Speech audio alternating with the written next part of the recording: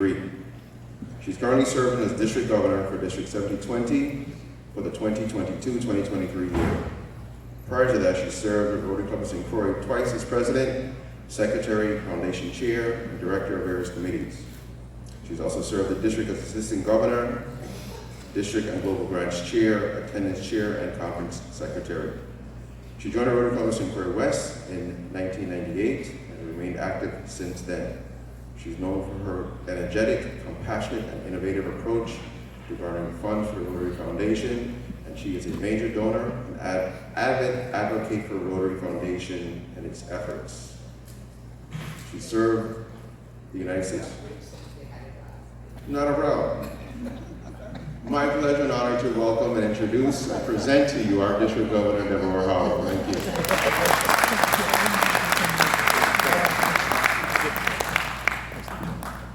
Morning. Morning. I just wanted to save a little because we had that one last night and I know you all were very attentive.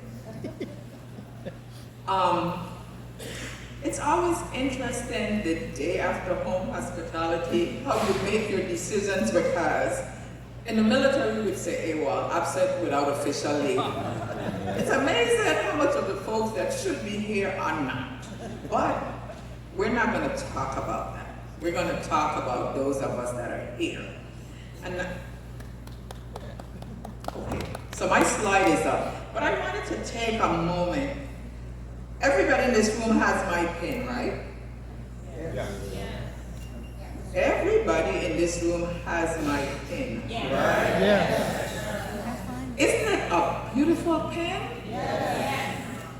But you know, the year is really not about beauty, it's about substance. So I have an able assistant, one of my sons, who is going to talk to you a little bit about our windmill and why that's significant. Because I could have put the hibiscus, which is the district flower, and that's common to all of us. So there are things in the pin that's common. But nobody else has the windmill. So Dwayne, can you help me out, please?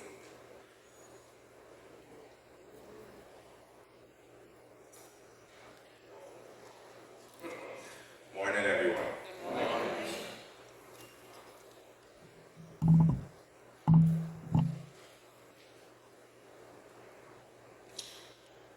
Economics, survival, resistance, dependency, teamwork.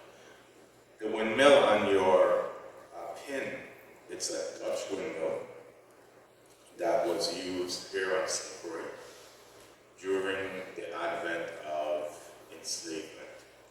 St. Croix from around 1734, but really from the 1750s, produced upwards of 30,000 acres of sugar for the Danish West Indies. And obviously that created a good economy until the sugar beet came into existence. So the windmill, it's a masonry windmill. First, it was with a wood top. And then with the advent of technology, it became cast iron. But it was three metal rollers in the bottom that would feed the cane and crush the cane. But more about the symbolism of the windmill, because I think that's more the reason why the windmill is on the pin. It's more for its symbolism. And so now I told you a few words, economy and all these, because that's what it was at that time. Now, the symbolism of the windmill, we say reverence, humility, understanding, cooperation. So the windmill supports education of our past, historical places places that matter. And it provides us with tangible evidence of where we work. And it provides us a sense of responsibility to care and support and ensure that we have fair and supporting labor environments for all of our workforces. It supports our local economy through the efforts of our cultural and heritage tourism. And in some instances, it gives us some opportunity to think about agriculture and where we should be with agriculture. And then it symbolizes and reminds us of our need to safeguard mothers and children as we think about workforces and to ensure that we have fair and supportive work environments, ensuring that mothers are not in economic hardship after childbirth. And then lastly, it supports our idea of peace and how we ponder about peace, that we should ensure that we never go back to areas to allow for resistance and unfair people.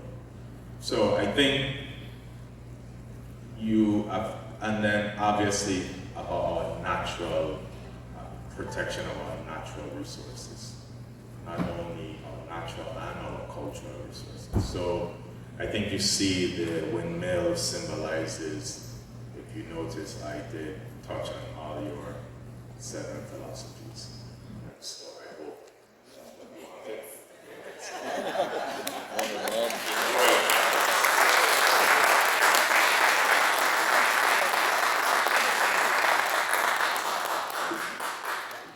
Yes, I wanted the district to understand that there was a lot of thought that went into doing the pin.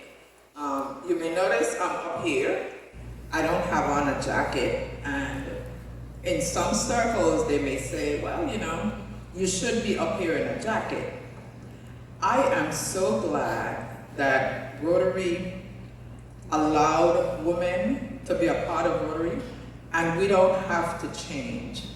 And under President Jennifer's leadership this year, she didn't do a jacket. It was like Imagine Rotary. We got the colors, and she asked us to use our imagination, be original, be innovative, just be you.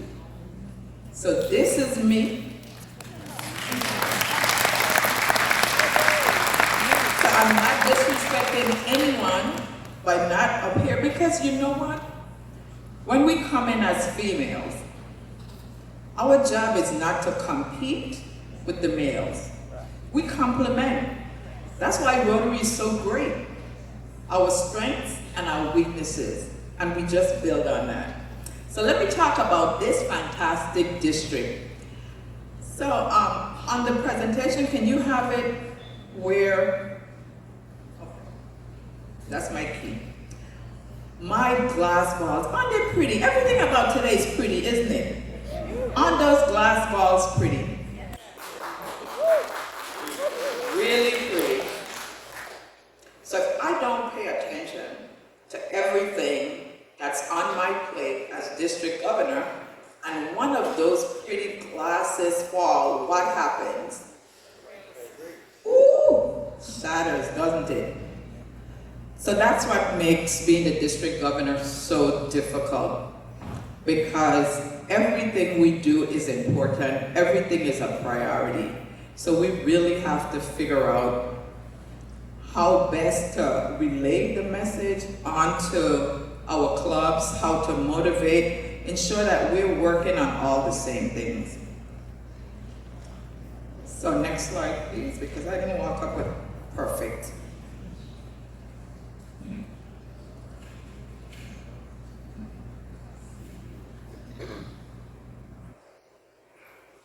Okay, on this format we would have come in one at a time, but that's okay. So let's talk about membership. We are doing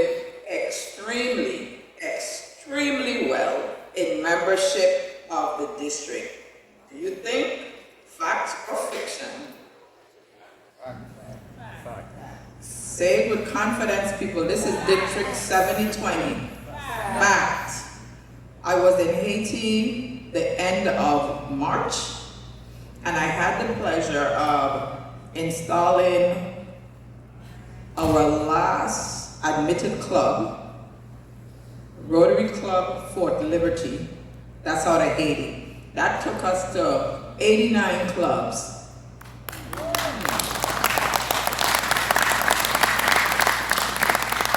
So then guess what message I got in my email yesterday? All I do is wait. Got notification of our 90th club.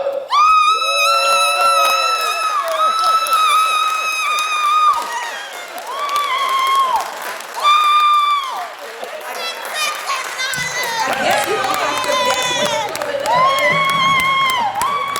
Cayman Islands Sunset.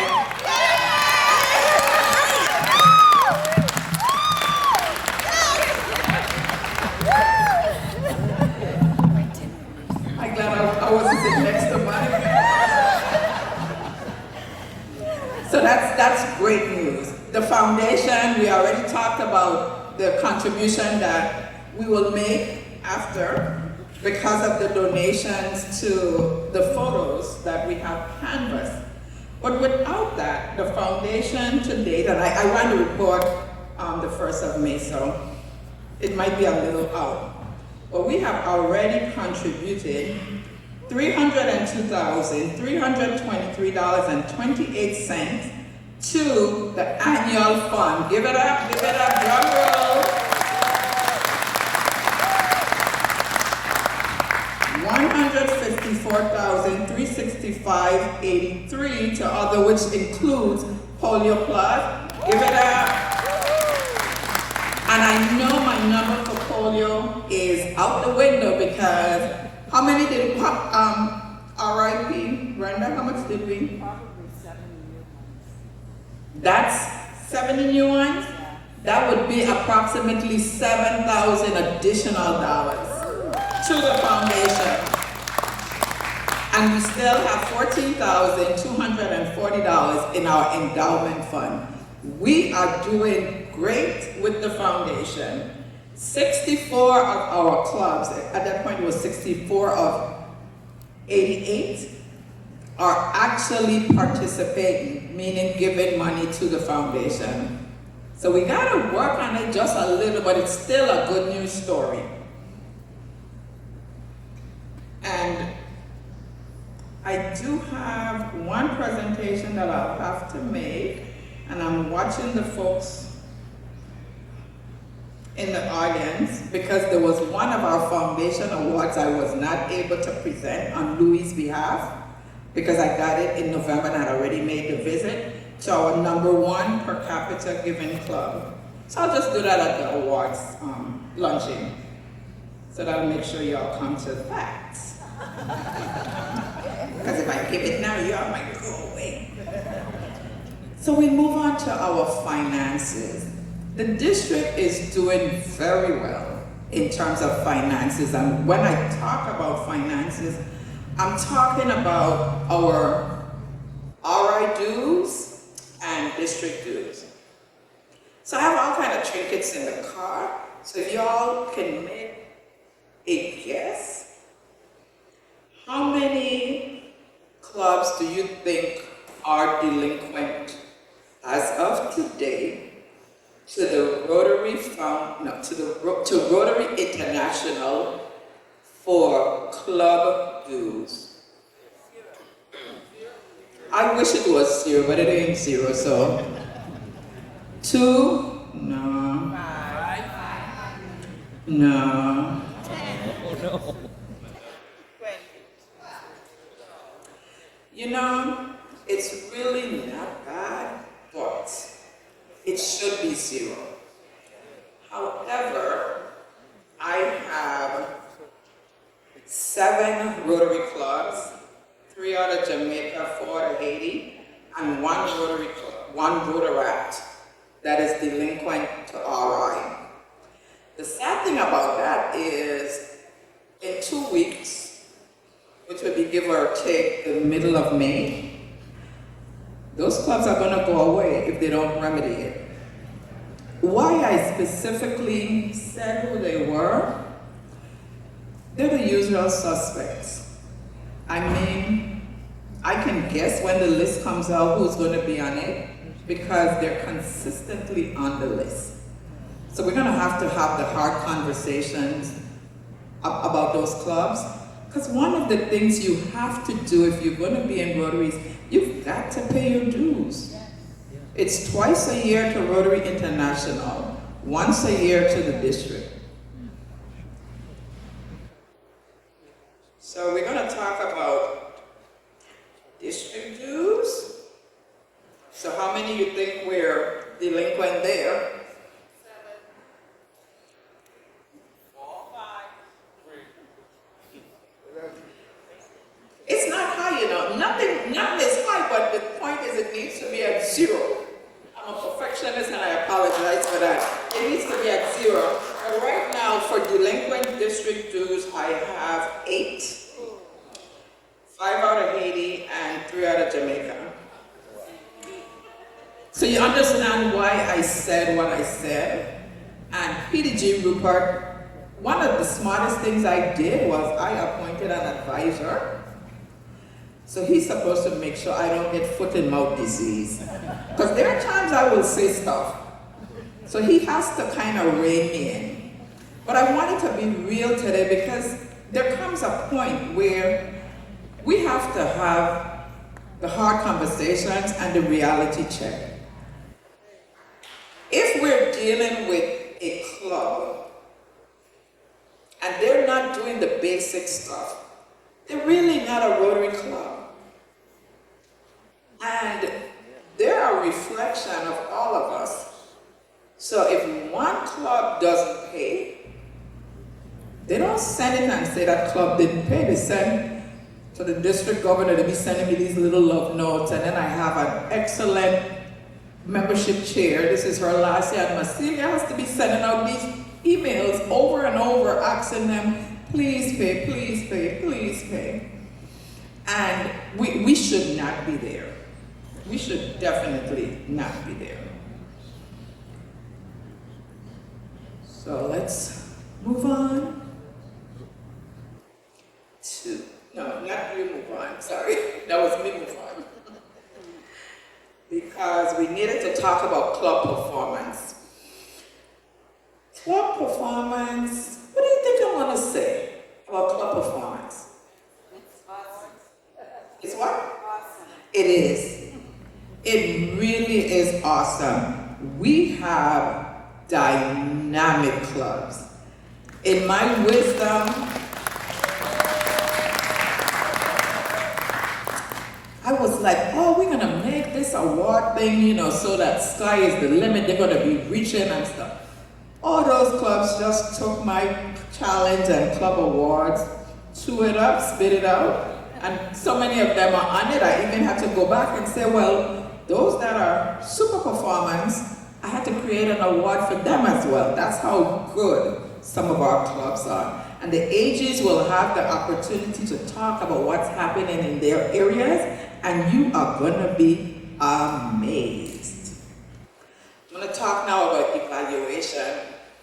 Evaluation is really the part that hurts my heart because all the hard work that we're doing and all the time and commitment, at the end of the day, Rotary International and the Foundation has some serious challenges with our district. And I don't want to say we've gotten a black eye, but literally we did. We've gotten a black eye. We have clubs that we've had to terminate members because they weren't good stewards of the foundation funds. We have clubs that are facing suspension because they haven't done the reports. And of course, the district, you know, we should have been leading by example, but it is what it is. So we got slam dunked as well. So I tell folks for about the last 9 months now, we have been working feverishly to win back the confidence of Rotary Foundation and the Board of Trustees. And just like polio, we're almost there. So at the May meeting, they were satisfied that we had addressed all the audit requirements. The reason why I'm saying is almost there were some commitments we made, and before 30 June, I'm gonna see those through. So you may have noticed that our grants management training is a little different as to how it is, and when folks were asking for a little reprieve here and there, was like, no, it's not the same, you gotta be there, we gotta do these things. We've made some adjustments and we're seeing it work to the Haiti task force. We have 2 dynamic PDGs and the AGs working on the ground in Haiti to make sure that all our grants are done properly, that our clubs, we're advocating for our clubs, where sponsors can't come into Haiti anymore and say, oh, I want to do this project. We determine if a project is going to happen in Haiti. So if the task force looks at it and says, it's something we can't do, we just go back to the sponsors and say, it ain't gonna happen in Haiti. So we are driving the train, because what we found is, as Rotarians, we all want to help, but sometimes our help, we find that in hurricanes. You want to send what you want for the hurricane, but that's not what we need. So we're making sure that the district is saying what we need for our foundation to survive. And I really don't want it to be on, bad news ground. So I'll go to the next slide, because I was able to talk to the incoming leaders, and so that they could understand how important it is for the leadership to buy in. You've got to make sure, if you're gonna get somebody else's money, you have to do all the things and document. It's not yours, it's the foundation's. So what happened? This is the part that really makes me want to cry, literally cry, because on 16 May, that would be our last opportunity to get district grant funding. We've had it in the system from about January, it's sitting there waiting, ready to go, ready to execute. And the clubs have submitted great projects that need to happen in our communities. The communities that we serve, there's a need, but we can't get access to the money because we still have outstanding reports. And you may be the best club, but the weakest link. So that's really the sad news, because I know you all have been saying, well, when are we going to get our grant money? When are we going to... We can't give you what we don't have. And because we weren't doing all the right things, we can't. And our last step would have been the 16th, and I see it just disappearing, because today is today, the 5th? And the report still isn't in. I think PDG report, we had gotten an update, but that one ain't coming, right? So that's really the sad reality for the district. However, I said we win. Rotary Leadership Institute is back. How many of you attended Rotary Leadership Institute? Wasn't it good? It is so great to have that opportunity again. And you all attended. I was like, yes. So I'm excited that that's back. And if you talk to somebody, they would be like, well, why do we have to do that? Let me tell you, you're really not a Rotarian until you understand what Rotary is. And that's the place you really understand what Rotary is. I don't know if Valentino is in here, but Valentino, we had a new generation exchange student. Woo! And we featured that in the highlights, so that's good. The club challenges have been just that. The club challenges have been great, and I have the opportunity to show a few, And when I tell you what the clubs did, you're gonna be like, why didn't I think of that? But it's good. So we share that news, across the district. And then I talked a little already about the expanded foundation grants qualification. And why I say expanded is because in some cases, it's only germane to our district. That's why you may say, well, why can't I take a course with this district or that district? Because the things that we have in our training are unique to our district. My last slide should come up now. Who is the timekeeper? Remember you're supposed to be the timekeeper? Okay.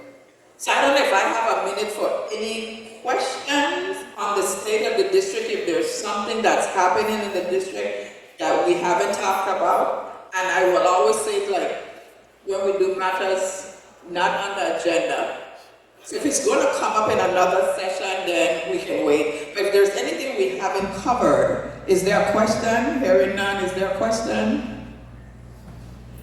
So I will end with saying, District 7020 is truly in a good place.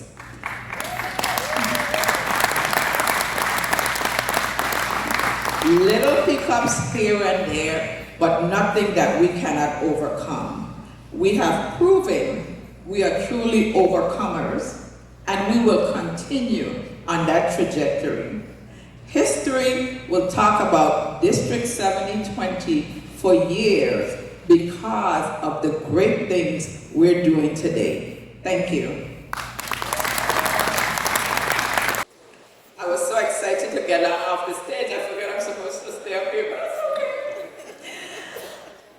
Okay, I am going to introduce you to someone that really needs no introduction. And I say that because he has been part of our district forever. What I will say though is, we're going to give him the respect that's due. So he's not only sitting here with us as a Rotarian from District 7020, but he is here as the director of Zone 3334. Many of you may know past district governor, right? Jeremy Hurst. However, in Rotary we transform. So that same person happens to be Director Jeremy Hurst. He hails to us from Grand Cayman Islands by way of England, but that's okay. And the one thing I can say sincerely from the heart, when he served as district governor, he was so caring and compassionate, and the programs that he implemented reflected that. As the director, one of the first things he did was he got personal with the district governors in zones 33 and 34 so that we understood the director was there to support us however we need that assistance. I can talk about all the things he's achieved, and his greatest prize, I can say this, is his spouse, Michelle.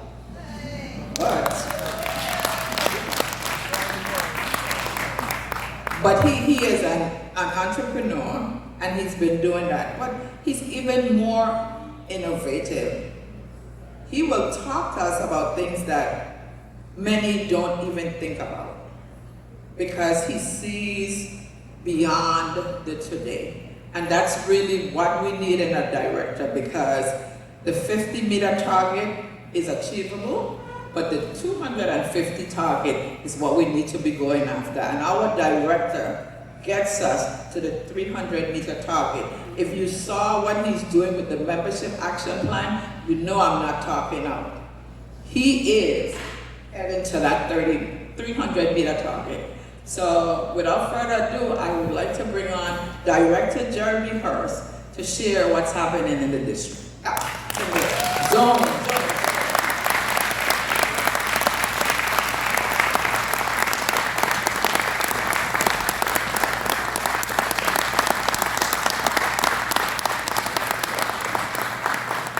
Thank you so much for that warm District 7020 welcome, District Governor Deborah. It's wonderful to be here this morning. Did we have a wonderful time last night?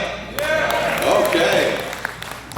So I bring warm greetings and congratulations on behalf of the Board of Directors and the General Secretary who I was talking to this morning. He said, go out there and tell them how good you guys are, because you really, really are. Thank you for such a wonderful start to what's going to be an amazing conference. DG David, great job with pets. I know President-elect. How many President-elects still standing? Oh boy. Well, that's good. We got a mixed audience today then. So those of you who were here the other day, you may have noticed I got a little bit of a comment on the shoes I was wearing, blue suede shoes. And I made the case that actually that these were part of Rotary's brand because it was actually a little bit of a blue fleck in President Gordon's theme handkerchief. Well, I can tell you, I'm totally brand consistent today. Look, I've got yellow and gold, Rotary yellow and gold for you.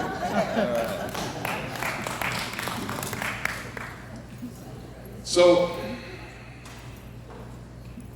these shoes somewhat remind me of our district. Colourful, vibrant, and I can tell you, very comfortable to be in. And Michelle and I have had the pleasure as a director to travel to many districts, and sometimes as Rotary International President's representative, as wonderful Rep Brenda has been with us here. Let's give Brenda a round of applause. Thank you so much for being here. Last week we were in Tennessee with John Jones, District 6910. The week before we were in South Africa, Cape Town. Another multi-country district for their PETS Assembly and Conference as the Rotary International President's Rep. And by the way, they call it something strange there. So for a couple of days they were coming up to me and saying, Ripper, how are you doing? Who's this Ripper? Ripper. And then I figured it out, R-I-P-R, Ripper. Now, I'm not sure I want to be known as Jeremy the Ripper. Thank God my name is not Jack, so anyway. But they were both amazing districts, but they're not my district, our district. And I know for a fact this district, because of the metrics we talked about in many ways, although we have our challenges, is one of the best in RI Zone 34. And that means if RI Zone 34 is one of the best zones in the world, what does that make us? One of the best districts in the Rotary world. That is who we are. So I want to talk today about why not all districts are made the same and what makes us unique and special. And we may not realize this. Well, apart from being 10 countries, 11 islands, 90 Rotary clubs, wow. Apart from being that, what makes us unique? Well, let's start with that first one, that main statistic, the metric that counts above everything else. Membership growth. I can tell you, this is not normal, unfortunately, in North America. What we're seeing in the Caribbean, what we're seeing on the ground, there are passionate members elsewhere, of course there are. But unfortunately, we're not seeing the membership growth that we are seeing in our district. We have been leading zones 33 and 34 for 3 to 4 years now on membership growth. And I want to congratulate every past district governor, and in particular DG Deborah and Marcelia, who's done an amazing job with district membership share for that growth. New clubs in Haiti, in Cayman, new Rotary clubs. It's exciting. Let's keep this momentum going. That's the key here, the continuity to keep it going. They're the most effective way to grow, but let's also look and take advantage of innovative models and flexible models. Let's look at maybe more cause-based clubs. Let's be clear on this. Cause-based clubs focus in on one area, whether it be water and sanitation or the military, as they've done in the United States. That is not counterintuitive to diversity. What we're doing is we're creating additional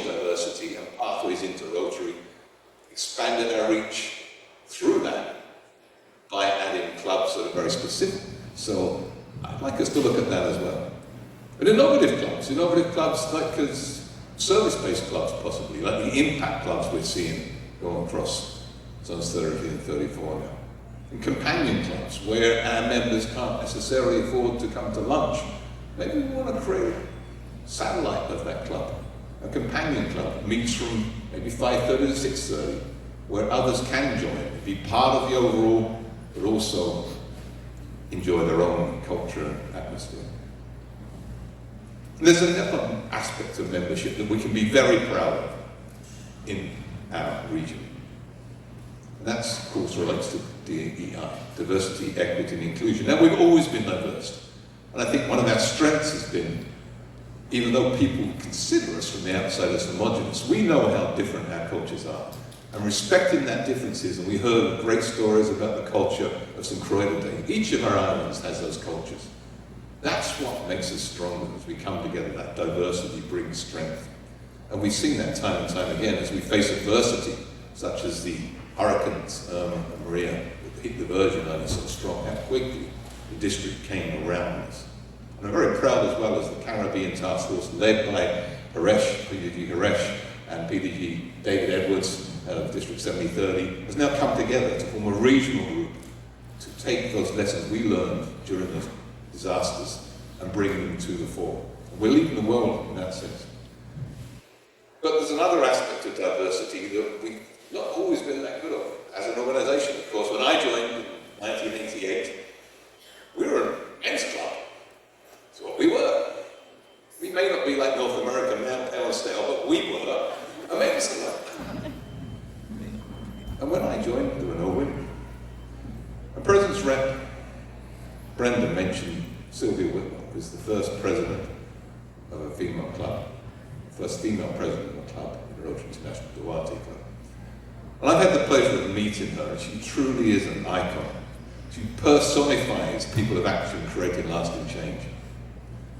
But Rotary International's goal for gender is doing okay. We're at 24% globally at this point in time, with the goal of reaching 30% by the end of this year. I think it's a stretch, but that's what we're aiming for. But what did Marcelia tell us the other day in our membership? Our gender ratio is we have 45% of our members are the stronger sex, and I am proud that we have those females as well. So we really are getting this close to gender parity, and that's so important.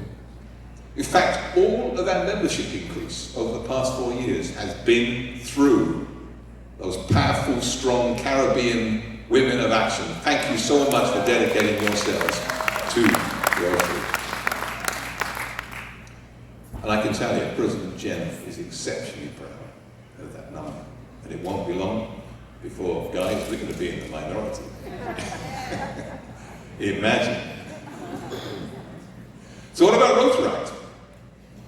Again, President Brenda, the other day when she was talking, asked how many Rotaractors were in the room. And actually, there was sort of one representative, but that's not because we don't have a passion for Rotaract.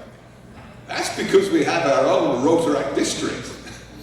They have their own Rotaract district conferences. Now, we got used to this. We expect this. This is normal for us.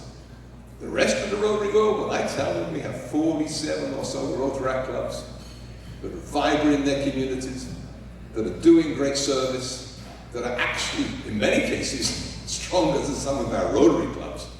They just don't understand it. And the key there is that they're community-based.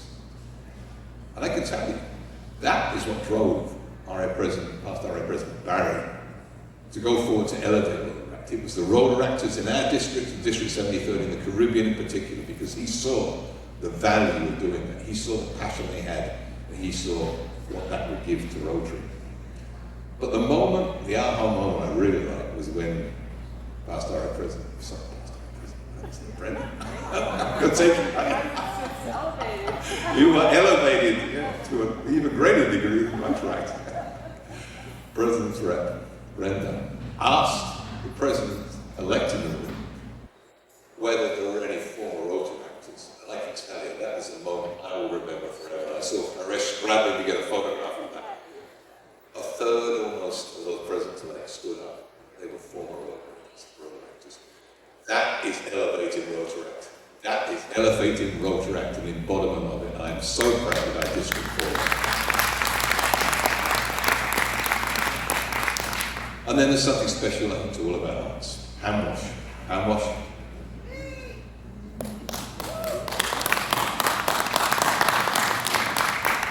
An audacious, bold program aiming to bring clean, safe water, improve hygiene and sanitation to all the people of Haiti forever. How many districts have a program like that? Not many. There's a couple of programs of scale out there that are doing really well, the malaria eradication in Zambia and the Nigeria initiative now to reduce child mortality, which are excellent programs. Even without a program as go grant, we started Hand Wash. Hand Wash has been this year part of President Jen's impact tour. Unfortunately, she was unable to go there. And the impact tour was a tour where she went to 7 different locations around the world, each month focusing on an area of focus. And the water and sanitation area of focus was going to be a Hand Wash Haiti visit. Unfortunately, it couldn't happen because of the circumstances. But I can tell you, every time I heard her speak, she spoke about hand wash and about Haiti, and we should be proud of that as well. We have amazing support from multiple districts. We have the world watching us, the Rotary world watching us. And in this time, on this occasion, they're not watching us because we've had problems with our districts' budgets and finances. They're watching us because hand wash has proven itself to be a gold standard for Rotary Foundation best practices in the water and sanitation sector. So congratulations once again. This is our program. And we based Hand Wash on the lessons learned from polio. And we are so close, as we heard, with that. And that remains our top priority as an organisation. And boy, imagine the party we're going to have once we get to that point. And it is so close.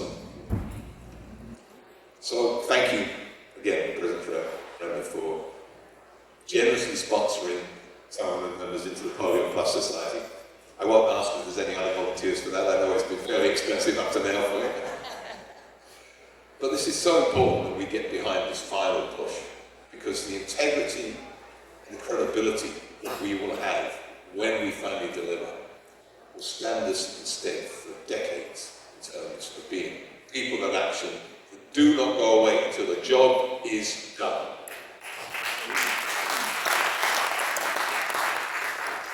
So, what else is special about our district? Well, I'm not sure how many districts.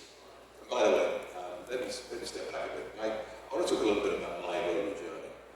The reason I'm here, and I had a conversation in the car today with Charisma about how I started Rotary.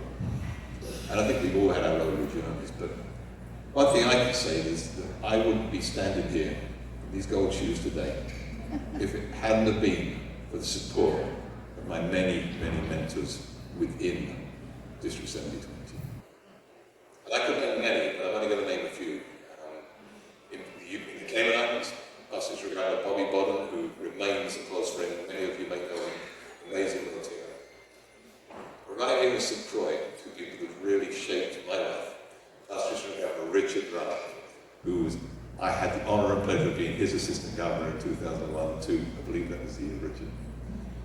And also Pastor Regard Rupert Ross, who has been an absolute mentor to me, a man I admire totally, and tells a pretty damn good joke as well, by the way. So can I ask you both to stand up? It's Rupert here, Richard here. This is why our district is so strong. Thank you both for everything you do. I know Debbie, you feel the same way. So where you've got me to, two of you, and I thank you. Is that the word? Thank you. Forget me. I have the real privilege next year of being the chair of Rotary International's Executive Committee of the board. Now, the Executive Committee pretty much directs. There's a point I'm making here, thank you for that. But if you think of whilst the president's out traveling around, chair of the Executive Committee, the Executive executive committee basically work with the secretariat to guide where we go in the future. They look at not just the stewardship issues, but also strategic priorities in terms of where we want to be 300 meters out, 300 miles, is it meters or miles, whatever it was. Meters, okay. Sometimes it feels like miles. That's going to be our job as an executive committee next year, looking at those transformational issues. And the goal there, everything we do is geared towards making the clubs stronger on the ground, so our members' membership experiences can be better. That's simply it. So we can have greater impact in our communities. So think about it. You as a district, you have direct access into those decisions. Because, hey, when you pull me up, what am I going to do? I'm going to take your call. Okay. First thought. By the way, we also happen to have one of the few districts that has a past Rotary International president. So what's he up to next year? Well, he just happens to be the chair of the Rotary Foundation's trustees next year. So you guys have direct access to the chair of trustees and the chair of the executive committee. Now, I'm not saying I'm going to take every call every time, but hey, what does that say about our district? It says we create great leaders, and I'm not suggesting I'm not, but I can tell you, looking around the room, I see great leaders. Past District Governor Horesh sits on the membership committee, and another committee as well, I think, as well. So 2 committees. He's just coming out of 3 years of effectively running the International Assembly, which is the training school for all our district governors. Felix, PDG Felix, another one of our great leaders, who is assistant Rotary coordinator and is going to be an innovative club advocate next year. Let's use him. I'm not saying we're running the place, but. So this is all great news, but let's not stop there. We need to, as PDG Deborah says, strive for improvement. And there's some obvious things we're not doing. And to me, sometimes we focus too much on that 300-meter, 300-mile line. Sometimes we need to go back to doing the basics right. My philosophy in life, whether it be business or Rotary, is first of all, do what you have to do, and then do what you like to do. So we need to focus more on doing what we have to do, whether we're paying dues on time, whether we're getting our grant reports in. These are the fundamentals of good Rotary. So it's no point us having all these wonderful things going on if we're undermining ourselves by not getting the basics right. And I'm totally supportive of District Governor Deborah's comments on that, and I know DG David, and DG and Dominic, and DG and D Bill will be carrying this forward to make sure we do those basics right. And we are going to be having those hard decisions at the Council of Governors. So we can improve there. So where else can we improve? Well, you know, past RA President Barry, he does not look at the 300-meter line, he's looking at the 1,000-meter line. Next year, he has set a target for $0.5 billion in total contributions to the Rotary Foundation. And he wishes he could be here, and he sends his regrets and apologies. He blames my board. He says that we sent him on a trip. We required him to go, so he couldn't be here, so I'll take the blame on behalf of the board. I wasn't aware of that, but anyway, I'm sorry, Barry. But anyway, he does send his very best and wish he can be here, and I'm sure we'll be seeing him in the near future.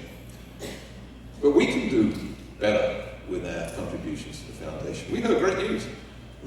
I ran the numbers, and I think it was 72% contribution rate from our clubs, which is absolutely amazing, bearing in mind the average globally is 32%. So well done.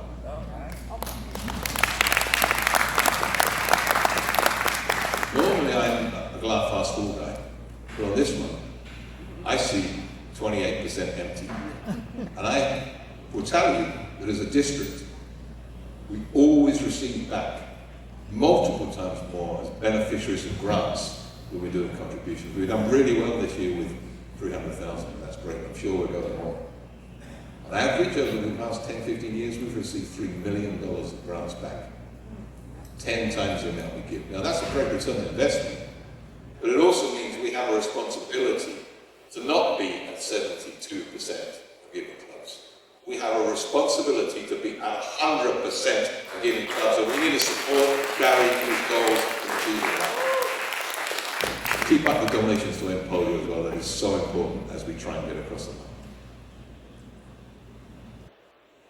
So, membership is key. We talked about some of the clubs that are struggling, and I would say even though we're doing really well, like the rest of the Rotary world, probably a third of our clubs are struggling, I would say, as a fair estimate.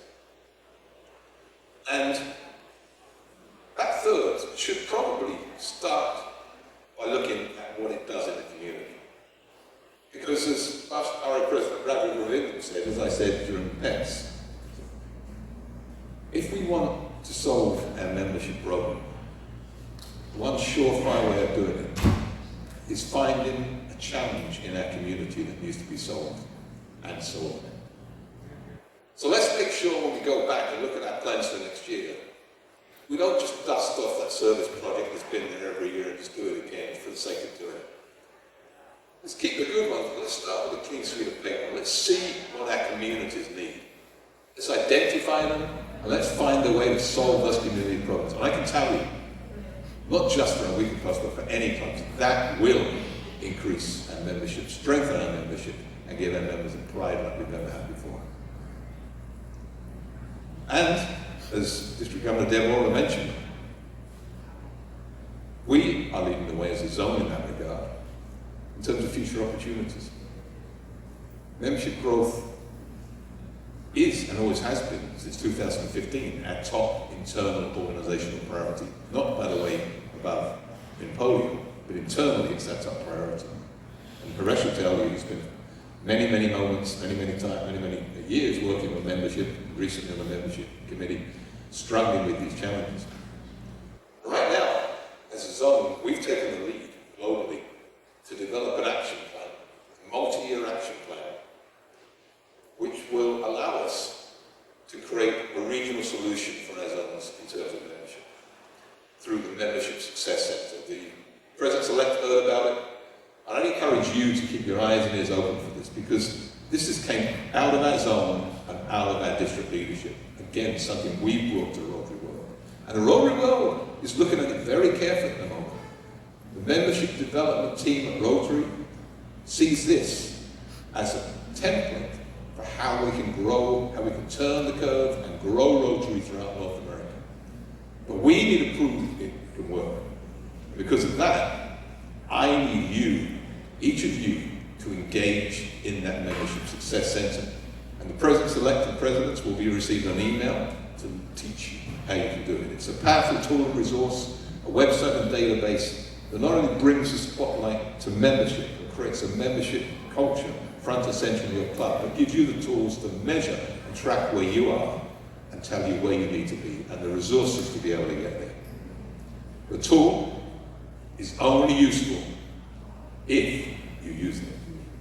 So let's make sure we lead the way in this sense, because I want to be able to stand up in front of the Rotary Board and say my district is 100% engaged by entering their membership goals in the Membership Success Centre. Yeah.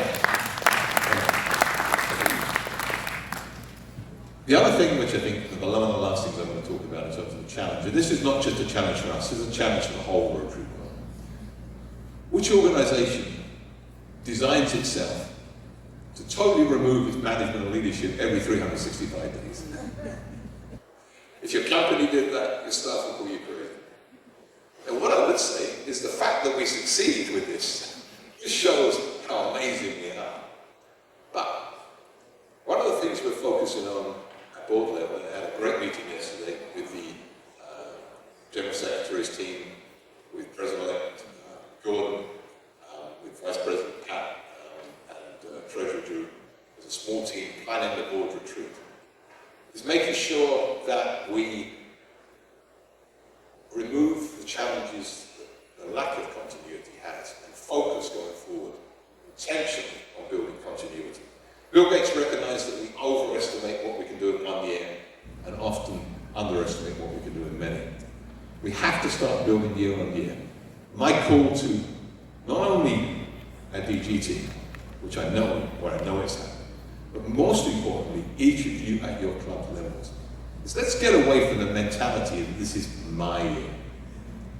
This is not your year. This is the year that you're stewarding to ensure the future growth of Rotary and the impact of Rotary in your communities. tonight you are holding this year in trust to pass it on stronger and better than it was before. And again, that is my challenge and my call of action for you. It's happening at Rotary International level. It's happening at district level. But Rotary only makes a difference at club level. Rotary happens at club level. Even with Emporio, the biggest asset we brought to the table was our network of individual clubs that went out there, were trusted in our communities, as well as the fundraising it created, and delivered those drops where others couldn't. That's the secret of Rotary in our clubs. So, as District Governor Deborah said, I called my DGs before I became director. I made sure they understood that my role, my primary role, is to be there to support them. District Governor's role, primary role, is to be there with their team to support the clubs. Rotary only happens at the club level. No pressure, guys. We can give you all the support in the world, but if we are going to have the impact that we need to have in our communities, if we're going to create member experiences that our members can get the return on investment they deserve, it needs to happen at club level, and I know we can make them happen. The last thing I want to talk about is going back to these very comfortable shoes that I'm wearing. Comfort. This is the key to good Rotary experiences. Recent surveys have shown that if we create a caring, comfortable, friendly environment for our members, they will stay. It's the biggest reason they want to stay in Rotary. However, the corollary to that applies as well. If we don't create that environment, they leave. It's the biggest reason for them leaving. So my challenge to you is to go back to your clubs to ensure that environment you create is caring. Is one where our members feel comfortable. Is one where there is peace, wherever we can be. Now I know Rotarians are passionate and we can be contentious, but sometimes you've just got to go ahead and sort of act as a therapist, as a leader. Sometimes you've got to act as that mediator, and you've got to build that peace within your club first and within yourselves. And our vision statement calls us to create lasting change within ourselves. And this year, this coming year, we have a tremendous opportunity to do that. Because Rotary National President Gordon has identified mental wellness as being one of his primary themes.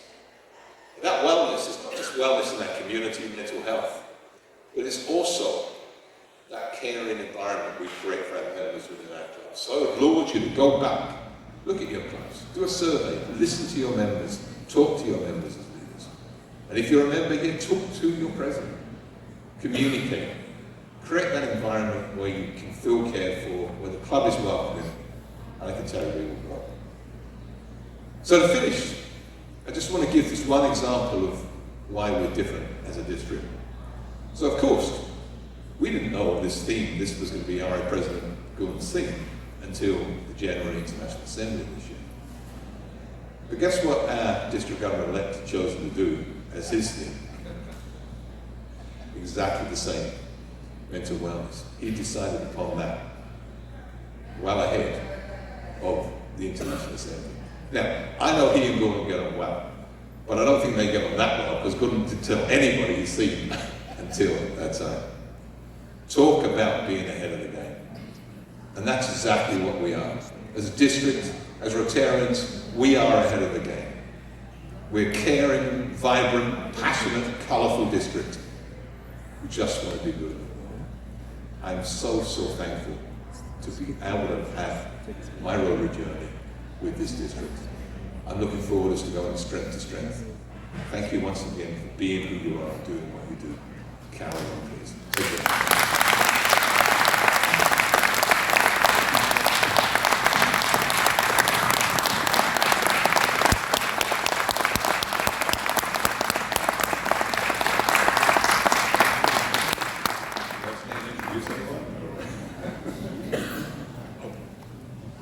Program, we're supposed to have a stretch break at the moment, but thanks to the director's excellent speech, you just had this stress relief.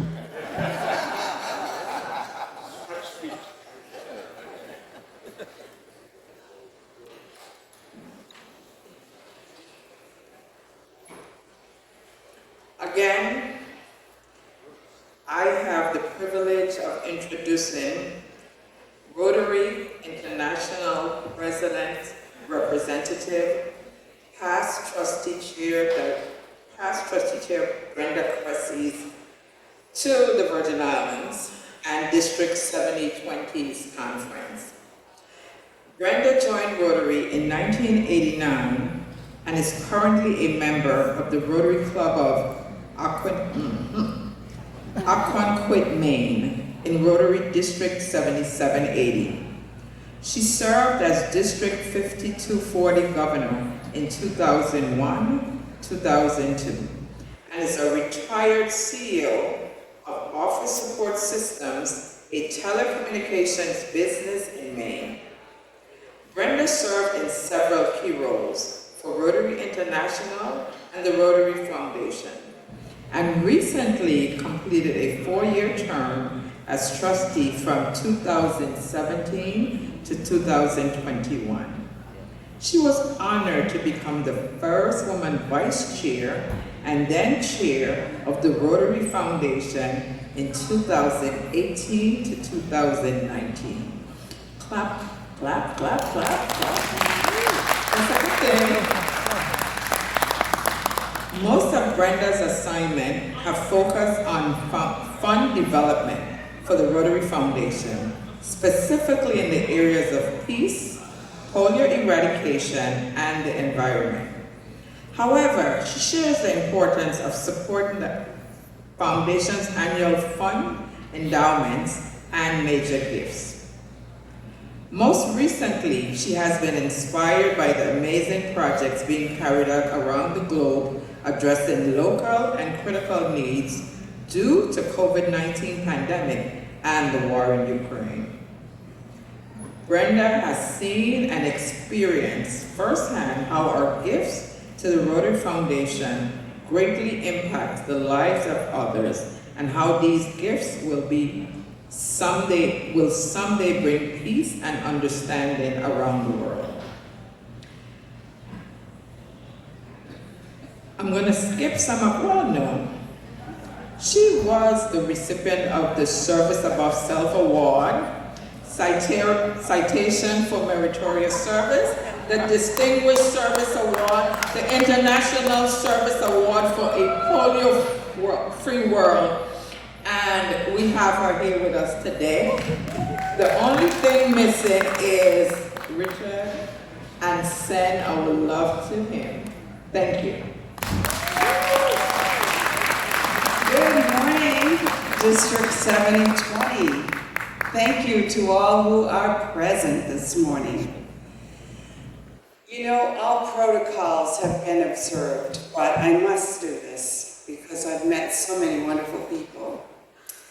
And thank you, District Governor Deborah and Dennis, for that wonderful host hospitality last night. But District Governor Deborah, thank you so much for this warm welcome to your fabulous district. I really appreciate it. Rotary International Director Jeremy, Michelle, so nice to see you again. District Governor David, I don't know where Tina is, but she's sleeping. Oh, she's at the registration table. Okay, and then, of course, we have Dominique, DGN, almost DGE, and DGND, Mike, Bill, and your wife is sleeping, I'm sure. But all the past governors, especially my wonderful aides, and Richard Grant and Rita. Richard was my governor classmate a long time ago in 2001. And fellow Rotarians, but especially our new members. Could I see the new members in Rotary over this last year or even the year before? Please stand. Come on, stand, don't be shy.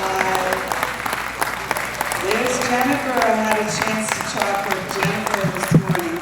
Thank you so so much for being here. You know, the district conference is truly what changed my life. I joined Rotary 2 months later. I got that little tap on my shoulder by a past president in a new club, and he said, "You need to go to the district conference with me." And I looked at him wide-eyed, and he said, "I can tell you don't know what that is." Well, it was true, I didn't, but he told me that at the district conference, I would meet other people from around our district. What's a district? I was a new Rotarian, all the clubs around our district. And I would not only meet new Rotarians, but I would hear of different things that they were doing that I could bring back to my brand new Rotary Club that was just chartered. But most importantly, I heard from incredible speakers who really inspired and motivated me to continue. So that was basically our conversation, Jennifer, this morning. And because our president's name is Jennifer, I am calling you out to be the best secretary that you can be as a new member this coming year. So yes, on behalf of President Jennifer Jones and her husband Nick, I extend my best wishes and congratulations to District 7020 as we continue to imagine Rotary in infinite ways. I'm so honored to be here to serve this great district and this amazing combined, one-of-a-kind PATS Assembly and District Conference. Witnessing Rotarians who serve with passion and service. Rotarians shared so many of their amazing projects and their dreams for the future. My heart is filled. Thank you. So imagine a peaceful world. Rotary makes this happen. Indeed, for more than a century, we've bridged cultures and connected continents. We've championed peace, fought literacy and poverty. We help people get access to clean water and sanitation. Thank you, Hand Wash, for doing what you're doing. You are leading us in our efforts to save our environment, to protect our earth for future generations, and to fight diseases such as malaria and especially polio. You know, Rotarians and Rotaractors do this every day. And in doing these things, it's going to lead us to that peaceful world that we all aspire to see. So yes, it is a true honor for me to speak to you today, a day dedicated to celebrating Rotary service. For many of us here today, we find that it's service that brought us into Rotary. And service is at the heart of everything Rotary and our foundation does. Rotary is all about changing the world for the better. We are here together because all of us are healers. And if we thought everything in the world was fine, I doubt anyone would be here at this district conference this week. They wouldn't have made this trip to St. Croix. You see, we Rotarians do aspire to do a little bit of healing in the world with everything we touch, and not just for the moment, but for the long term. This tug to help heal the world came to me at a very young age. When I was a little girl, I had a very close friend who one day just disappeared from my life. I never heard from her again, and later I discovered that she had contracted what I thought was a mysterious disease called polio. But years later, I was so excited to learn that there was an organization devoted to ending that terrible disease all over the world, so no child would ever have to suffer again. Being part of Rotary has been one of the greatest joys of my life. In helping to lead your foundation as a trustee and a chair has been one of the most gratifying experiences that I've ever had. Together we've accomplished so much, and you in this district this past year, you have so much to be proud of. I look forward to the awards and recognition later, and my sincere congratulations to each of you for a job well done. Thank you. So today, around the globe, we have 1.4 million members, including our new Rotaractors. And it's with their commitment, approximately 47 million volunteer hours each year are spent on transforming communities. In 2021, almost $335 million were awarded in global initiatives. Can you imagine? $335 million. That's transformational. But each of you has imagined Rotary in new ways and make lasting change. No challenge is too big for us, especially here in 7020. You remain resilient, you remain committed, and such as Rotarians are around the world, but no other place than here. I'm so excited to announce that together we have raised billions of dollars since established to transform our communities and build opportunities for others. So really, as you go back to your clubs and your communities, please encourage every club, every Rotarian to make a Rotary year-end contribution to help us finish our job this year. Imagine, over $300,000 already, and we're at the end of April. Those numbers don't even reflect half of April. So I am confident that we are going to reach 350,000 or even more, Deborah. Sirs, I know we're going to soar. You know, recently Rotary launched a new online giving platform called Rotary Direct, and I've been talking about that a lot through the assembly and through PETS. And seriously, folks, this is such an easy way to do it. But the one thing I want to say is if your circumstances change, once you set that goal, you can either increase it if you're really doing well, or just reduce it a little bit if you need a little more in your pocket at home.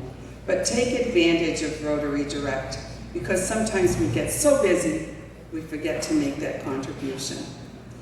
We've also made a very special effort to encourage all Rotarians to create a legacy by making a contribution to the Rotary Foundation's endowment through your estate planning. You can do it as a young person.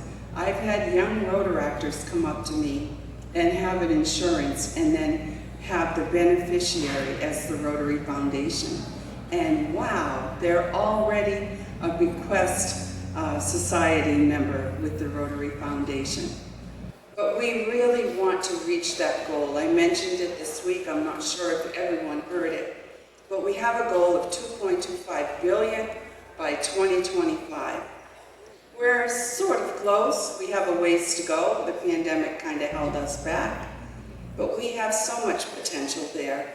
And remember, once we achieve that goal and why it was established, we will have an additional $100 million every year from the investments made on that endowment. So what can be better than that? The foundation also rolled out an important new grant program this year, a couple of years ago, the Rotary Disaster Response Grants. And they support relief and recovery efforts in areas affected by disaster. We all know that, we've seen it, we've read a lot about it in our Rotary magazine and in our communications. But what a wonderful way for Rotarians to act quickly and responsibly to those areas that need help quickly and directly. Districts that request are responsible for determining the need in that area. They should work closely with local officials and community groups to ensure the funding meets those needs, and more information about all of that is available through my Rotary or Mr. Rupert. Rupert knows everything, so I could send you right to Rupert. Your foundation is also working very hard to ensure that every single grant we make is sustainable and contribute to many community participation. And to help make that happen, we rolled out and valued a community assessment process. That community assessment is key to the success of every project that we do. We used to put little Band-Aids on everything. Now we are ensuring that the community lets us know what they need, not what we think they need. These assessments are vital to determining the strengths, weaknesses, needs, and assets of the communities we help. Not only do the assessments lead to projects that have the most meaningful impact, the process itself helps build trust within our communities. Of course, we all know that the ultimate value of every single project we do in the lives that are transformed. It's what keeps me active in Rotary year after year, and what makes me so proud to be your special representative this weekend.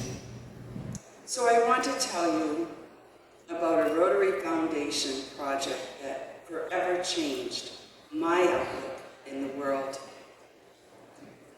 President Jen, let's see if I can get this off, continues to ask us to share our Rotary stories. And this story is one that has touched me so many times. Every time I share it, I remember the moment that this happened. I traveled with Rotary District in Los Angeles on a mission to Panama. 100 Rotarians, partners, and family members were working on matching grant projects to provide a wide range of service. But on that first day, we focused on wheelchairs. We were bused to a community center. That day, we were to put together wheelchairs for small children who had leukemia and many adults who were in nursing homes. We arrived early, almost 5 o'clock in the morning, because the recipients would begin arriving at 9 o'clock.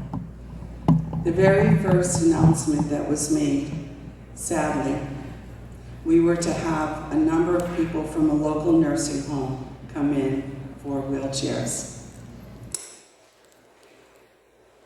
We were told there was a fire in the facility overnight, and many of the seniors had succumbed. And the mayor, who was to be there for the inauguration, would not be there. He was attending to those who needed his attention. The next thing, our spirits were lifted, and all these children came in with their parents who had leukemia, and they received their little tiny wheelchairs. It was so heartwarming to see these little children there, to receive this gift. They were so grateful that day. So then I noticed this young man walking down through the group of people in the wheelchairs. And it looked like he was carrying a backpack on his back. And as he passed us, we realized that it was an older man, his grandfather, who was 76 years old, who had no legs.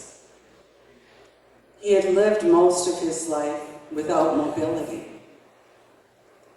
And he sat there, his grandson put him on the chair, and he just looked around hesitantly, and then his grandson in that little plaid shirt helped him onto that red wheelchair.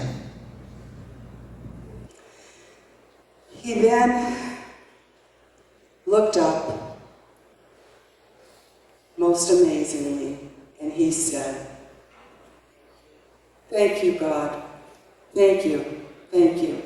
And he had tears in his eyes, and everyone in the room had tears in his eyes. It was just so amazing to see the transformation in this man's face. And he's just looking and he's crying. But then I looked at the back of the room, and there was his grandson. And he was crying too. And I thought, we did not just transform this grandfather's life and give him mobility. We changed the life of that grandson, who we learned had been carrying his grandfather everywhere and couldn't even go to school. Couldn't even go to school.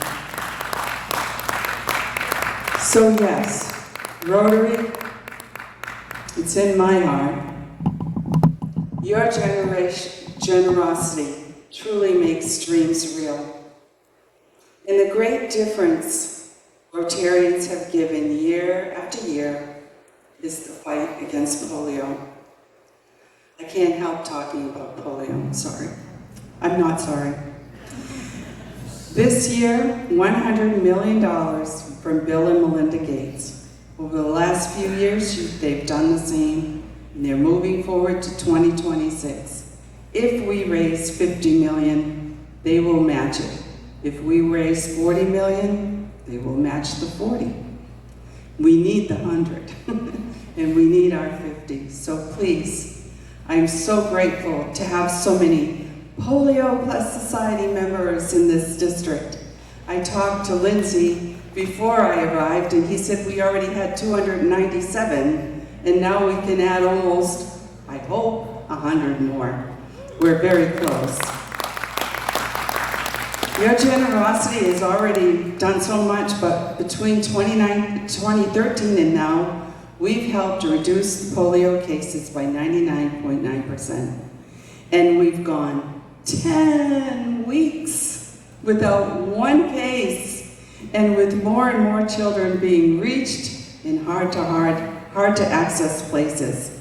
4 out of 5 people in the world have now lived in a certified polio-free world, and there's been no cases of polio type 3 and type 2 since 2012 and 2015. I know, it's so exciting, because when I first joined Rotary, we were talking about 125 countries and 350,000 cases a year, and we're down to one. We have made so much progress. But we have seen and know that there's still vaccine resistance, not only in Afghanistan and Pakistan, but right here in the Western nations as well.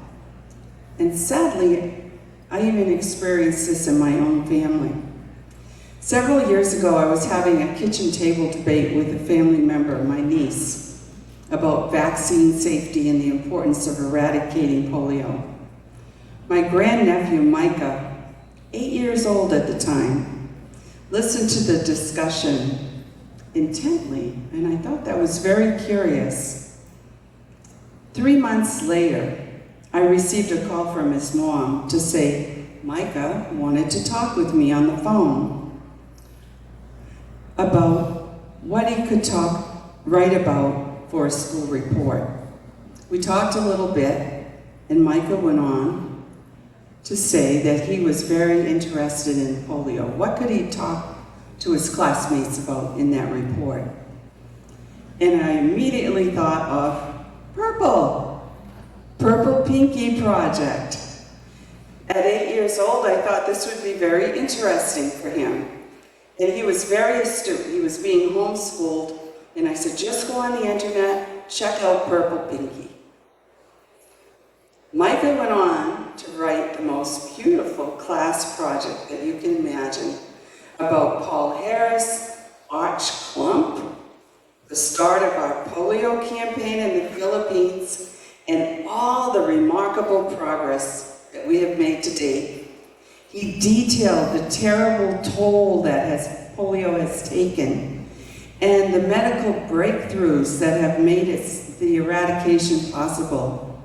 And then he closed with these two paragraphs, which I will quote verbatim because I can't say it better than he did. Rotary, he said, has helped immunize more than 2 billion children against polio in 123 countries for only 60 cents per child. Sometimes with 1 million children vaccinated in a couple of days, it's impossible to keep track of the children that got vaccinated. So they began coloring the pinkies of the vaccinated children purple. This has now become a movement, he said, called the Purple Pinky Project, to make sure that every child is vaccinated and to bring awareness to the suffering polio causes in poor countries. Ending polio, he said, is an achievement we can reach, but it takes awareness, it takes volunteers, and money. You can join the Rotary in their international goal of eradicating polio by going to endpolionow.org. Coloring your purple pinky is a way to spread the word, he wrote. Now, how about that? 8 years old. I was so impressed. I had to send the letter to Rotary and the foundation chair. It was so special. And he made a poster, and everything was wonderful. And then he read the report to his classmates, and he had pictures of children, crawlers that we call. And he was able to project the pictures. And some of the children started to laugh because of how those children were crawling. And Micah said, "You can't laugh. How would you like to have to live like that?" He stood up for what he believed when he read all about our eradication program. You know, President Jennifer has spoken so eloquently about the family of Rotary and why we need to harness the power of our generations to keep our good works going, to care for one another. She's asked us to imagine Rotary in new ways, and I could not agree more, and I couldn't be more proud of Micah to help me spread the word with his Rotary message. District Governor, Deborah, Rotarians, let's just finish this job, help the Rotary Foundation complete the greatest humanitarian mission, and pass on to Micah's generation a healthier and more hopeful future as we create hope in the world. Thank you all. My sincere congratulations to each of you.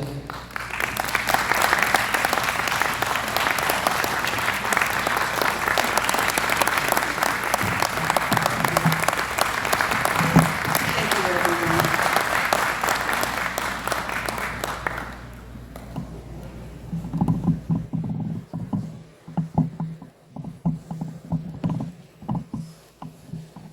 Another round of applause, please. Another round of applause.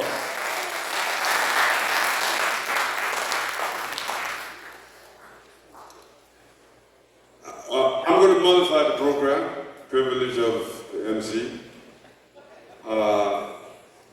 Rita, can you bring that forward for me, please?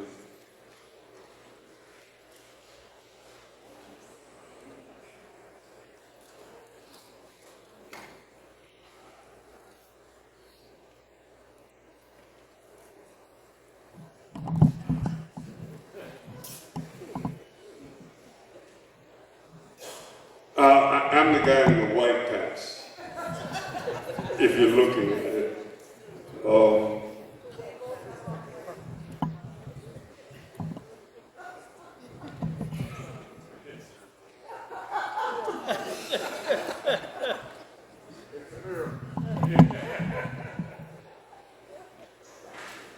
I'm the guy in the white pants without the mask under his chin. I'm going to be brief. We're going to take a break right now. The program said we should have a presentation by one of the. I would also say thank you to Commissioner Kazi Gomez for the invitation to present on behalf of Commissioner Gary Malloy, who is unable to be here today. I would also like to congratulate the Rotary for two things. One, of course, for your first time President of Jennifer Jones. We would like to say congratulations, as well as to your District Governor Harold. We'd like to say congratulations for this historic moment. Thank you so much.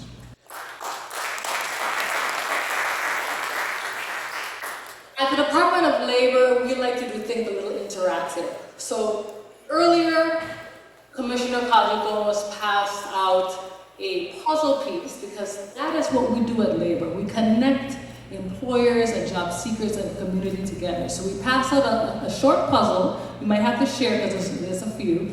And if you win the puzzle, there's a small prize. But to also begin, if you could have the slideshow be presented, thank you so much. There's a short quiz. So how many of us know how many divisions there are in the Department of Labor? No answers? You got any hands? This is a multiple choice. 4, 5, one more chance. 10. There's 10 divisions in the Department of Labor, so we're gonna have to hold on to that prize, and so we can maybe give out 2 if there's 2 people who are puzzle winners. Next slide, please. So the Department of Labor has a vision and mission, and our vision is to protect, to improve and employ our Virgin Islands workforce, to ensure that everyone gets a piece of the pie. And our mission in the Virgin Islands Department of Labor is to administer a system of effective programs and services designed to develop, protect, and maintain a viable workforce. And we do that in a variety of ways. In the short term, we require businesses to register with the Unemployment Insurance Division, and that provides a safety net, so in the event that...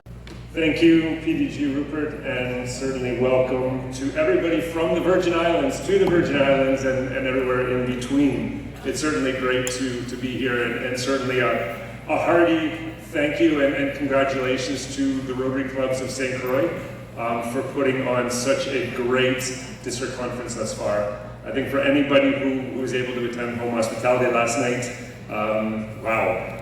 It was, we had a great time, so nobody had a better time than ours. Thank you very much. See, exactly, everybody in the back there agrees with that. So, but I'm not going to be up here very long because there's going to be a video that's playing. The great thing about technology nowadays is it does so much work for the rest of us. But I do want to give a bit of a flavor as to what we see in, certainly from the Rotary clubs in the Virgin Islands. I like to combine, or DG likes to combine the Virgin Islands as one. We are one family in many respects. Our families coexist amongst borders, certainly from relatives and things like that, but certainly from clubs as well. So we are over 400 passionate Rotarians in the Virgin Islands themselves, and across 10 clubs, 4 in the BVI, I think, I don't have the book in front of me, 10 clubs in the USVI and 4 clubs in the BVI. And of course, I also have to speak about the E-Club as well, so I can't forget them as well. So the E-Club, because a lot of them do venture from the USVI itself as well. Interestingly enough, fun fact, all of the district, or all of both the USVI North, the USVI South, and the BVI all have more women than men. So that's something that's very unique, I think. So hats off to the women, or I guess in other words, the men, you guys have a little more work to do. Because that trend is... Fun fact,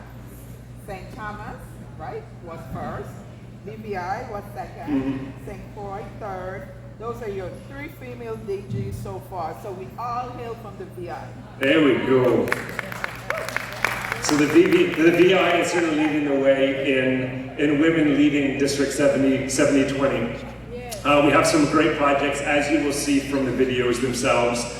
Things like supporting the youth, and we heard a lot about that. Thank you very much from the Department of Labor. And I have to admit, if you're looking for a job, the BVI wants you.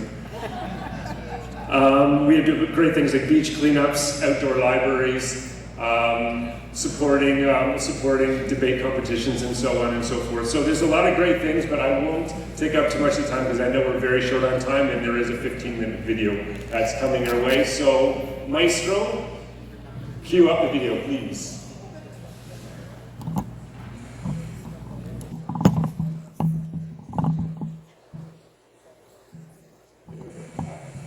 They told me I had 20 minutes. Good news is my presentation is 8 minutes. There are 2 reasons for that. One, I have a bit of a cold, so I don't know how I'm going to get through this. And 2, when the bartender asked me last night what I'm having to drink, I said I will have whatever PDG Felix is having. And clearly, my palate is not refined enough to have whatever PDG Felix was having. So I'm going to try to get through this. Now, because I've gifted you 12 minutes to lunch, I will ask you to indulge me for just a second, because today is a very, very special day for me. On the 5th of May, 2015, I joined Rotary. And I joined Rotary as a charter member of the Rotary Club of Old Fort. So I'm celebrating my Rotary anniversary, and my club is celebrating its club anniversary. So may I please have a round of applause for the Rotary Club? I know I see just how great we are looking at those awards, but that's coming.